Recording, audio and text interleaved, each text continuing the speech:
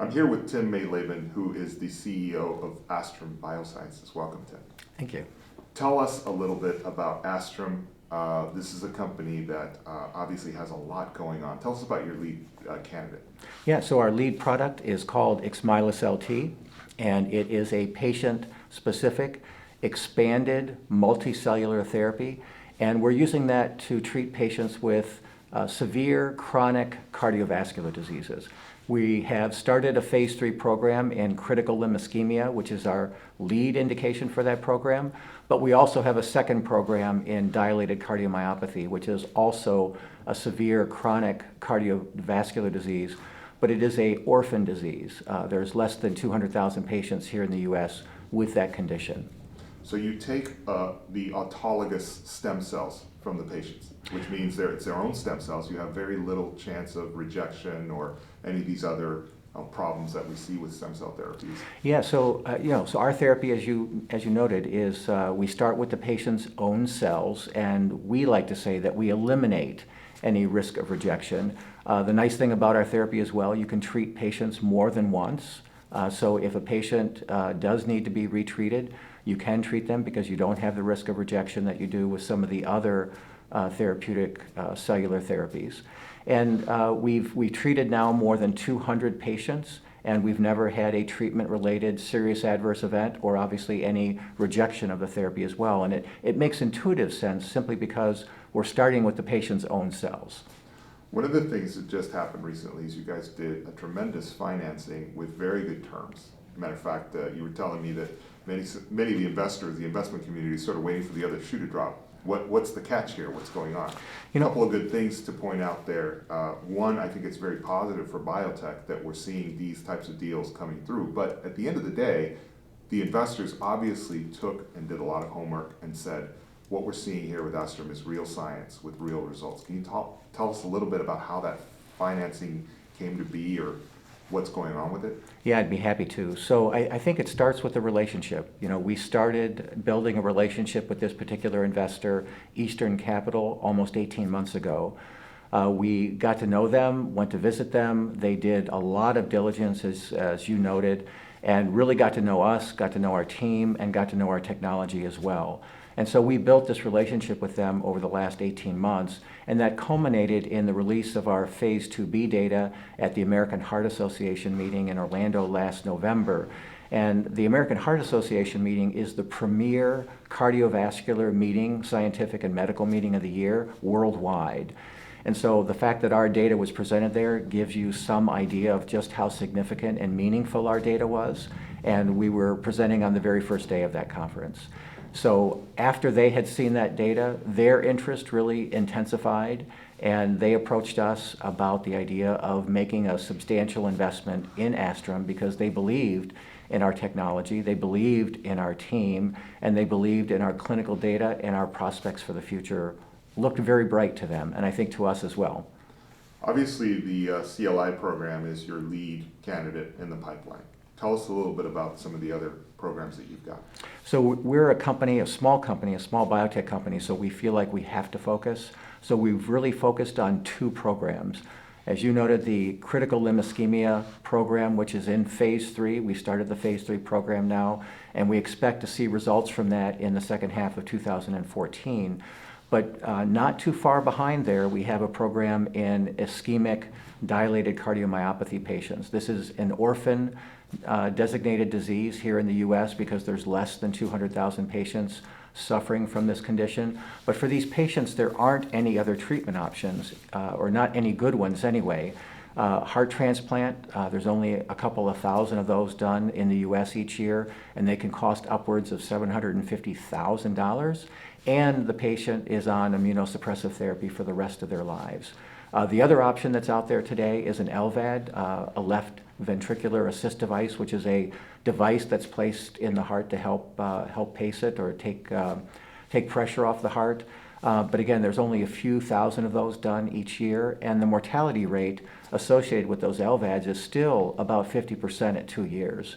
So clearly there's an unmet medical need in these patients with ischemic dilated cardiomyopathy, and we think a regenerative medicine approach, a cellular therapy approach, which can turn back the clock on this ischemic tissue in the heart and make the heart more healthy like it used to be, we think that's the right approach to help treat these patients. When we talk about peripheral artery disease, especially in huge patient populations, diabetes, etc., what you guys are proposing is really a game changer. Tell us a little bit about the potential marketplace for your treatment. Yeah, so let me cover a little statistics with you in terms of the disease. So there are about 12 million people in the U.S., just in the U.S., that have what's called peripheral arterial disease. And peripheral arterial disease is a disease, an atherosclerosis-driven disease, just like the atherosclerosis that affects the heart and causes coronary artery disease.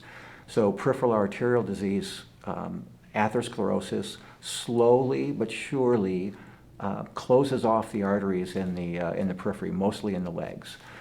So about 12 million patients in the U.S. have this disease. It's estimated that the most severe form, which is called critical limb ischemia, about 10% of those patients have critical limb ischemia, so about 1.2 million.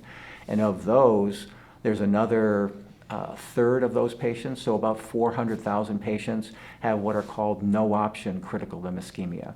The traditional way of treating these patients is to revascularize them, surgically revascularize them, either endovascular with the placement of a stent or an atherectomy to sort of rotor-rooter out the plaque in the artery. But eventually these patients become so compromised that they're no longer able to tolerate a surgical procedure, hence they become no-option CLI patients. So for about 400,000 patients in the U.S., they have no good treatment options other than waiting until they die or waiting for an amputation. So we feel like, based on the phase 2 data that we've shown, that we can take these patients who have no good treatment options today, no good surgical treatment options, and give them our regenerative therapy, a cellular therapy called ixmyelocel-T, and really turn back the clock on their disease, help open up the arteries in their lower extremities, and also reduce the inflammation. As you may know, atherosclerosis is an inflammatory-driven disease, and so our therapy reduces the inflammation and then helps promote the development of blood flow in the lower extremities. One of the things I'm thinking as an investor is, how is this personalized medical approach going to be able to capture the market effectively and efficiently? Can you walk us through that process? I can. So let me walk you through our therapeutic process. It starts in the physician's office. So that's an important thing to note, because this is not in the hospital. Even though these patients are very sick, I think we all know that being in the hospital is probably some of the most expensive ways to treat patients. This happens in the physician's office. Patient comes in, lays down on the table. A small bone marrow aspirate is taken from that patient. It's a 15-minute outpatient procedure, and the aspirate itself is small. As I mentioned, it's about 50 mLs or about 3 tablespoons. That is put into the bag. The bag is put in a box, and it's shipped to our facility in Ann Arbor, Michigan. There we process it over the course of about 12 days. At the end of 12 days, we pull that product out. It's now a product called ixmyelocel-T.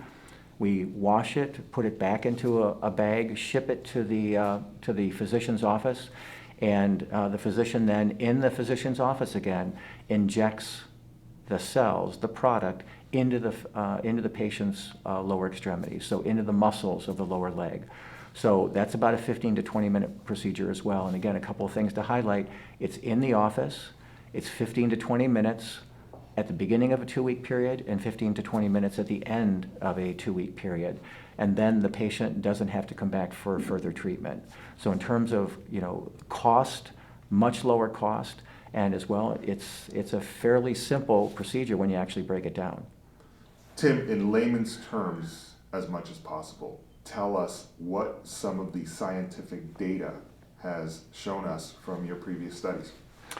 Yeah, so what we've seen in our previous studies is that our product has the ability to significantly reduce the inflammatory response that's present in this severe chronic cardiovascular disease. One of the most damaging conditions that we as humans face is runaway inflammation. And our product has the ability to significantly change that paradigm within the body to turn off the inflammatory response. And once you can promote that, or once you can turn off that inflammatory response, you can promote healing. The second thing that our product has been able to show is that we can actually help grow new blood vessels. So angiogenesis is the process or the term that's used to describe the growing of new blood vessels. And so we see in our product the ability to grow new blood vessels. So the combination of turning off the inflammatory response, promoting the conditions for healing, and then actually growing new blood vessels are really the two major things that we see with our product. Give us a history of this. How did you find this treatment? How did it end up as a publicly traded company? It's a long and twisty road that we've had. So the company was actually founded more than 22 years ago. It spun out of the University of Michigan as a device company. The device that we're using to manufacture in a centralized GMP manufacturing manner was actually spun out of the University of Michigan 22 years ago. Over the course of the past 22 years now, we've developed our own intellectual property, so we own all the rights to our product. But over the course of the last 5 or 6 years, we changed the course of the company from being a device company to taking that device and using it to manufacture this very novel, this very regenerative cell therapy product. And so we focused on severe chronic cardiovascular diseases for the last 5 or 6 years, and we've made tremendous progress going from phase 1 studies now to starting our phase 3 study and bringing this therapy much closer to the promise of actually having patients experience this and benefit from it. As you're doing presentations at these various conferences, talking to investors in the investment community, there's got to be a slide or a piece of the presentation that you say to yourself, I really hope they're paying attention to this. This is what I really want them to take away. What is that? So I think the thing that we like to talk about a lot is the fact that we are very close to having our product show phase 3 results, so show good clinical phase 3 results and be able to file a BLA for approval by FDA here in the US. There aren't many biotech companies that get into phase 3. There aren't hardly any cell therapy companies, regenerative medicine companies that get into phase 3. And we are a phase 3 company with a product that has shown very good results in a phase 2 study and serving a very large patient population where there is a very high unmet need. So we feel like we're at the right place at the right time with the right product. Thanks so much, Tim. Thank you.